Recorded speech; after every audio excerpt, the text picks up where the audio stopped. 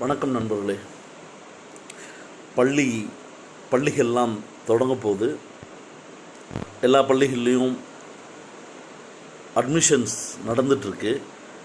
ஆனால் தொடர்ச்சியாக இந்த தனியார் பள்ளிகள், அரசு உதவி பெறும் பள்ளிகள், இந்த கல்வி கட்டணங்கள் அப்படிங்கிற விஷயத்தில் ரொம்ப ஒரு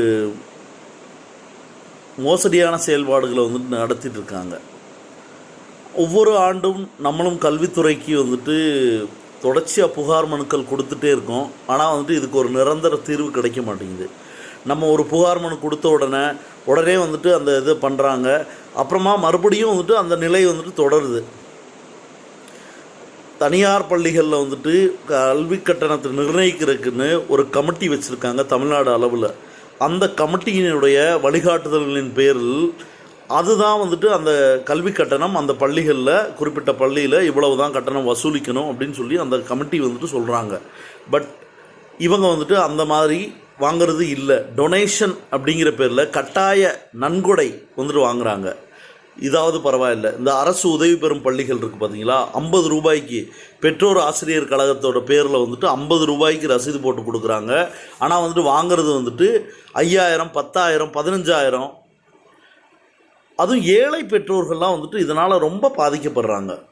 தங்களுடைய பிள்ளைகளுடைய கல்வி பறிக்கப்பட்டு விடக்கூடாது, அந்த கல்விக்கு எந்த விதமான பாதிப்பும் ஏற்பட்டக்கூடாது அப்படிங்கிறதுக்காக அவங்க கடனை வாங்கி, வட்டிக்கு வாங்கி அந்த கல்வி கட்டணத்தை செலுத்துகிறாங்க. ஆனால் இந்த தனியார் அரசு உதவி பெறும் பள்ளி முதலாளிகள் அதை சேவைங்கிற பேரில் நாங்கள் பள்ளிக்கூடம் நடத்துகிறோம் அப்படின்னு சொல்லி ஊரெல்லாம் விளம்பரம் பண்ணிவிட்டு அவங்க இந்த கட்டண கொள்ளையில் ஈடுபடுறாங்க. இதற்கு புதிதாக பொறுப்பேற்று இருக்கக்கூடிய இந்த தமிழ்நாடு அரசு ஒரு நிரந்தர தீர்வை கொண்டு வர வேண்டும் என்பது இந்த பெற்றோர்கள், மாணவர்கள் சார்பாக நான் வைக்கக்கூடிய கோரிக்கை.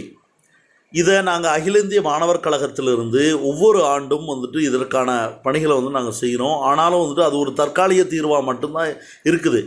இதற்கு ஒரு நிரந்தர தீர்வு வேணும்.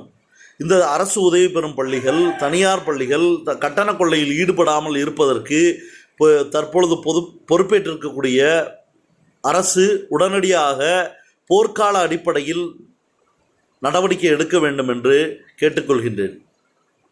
வணக்கம்.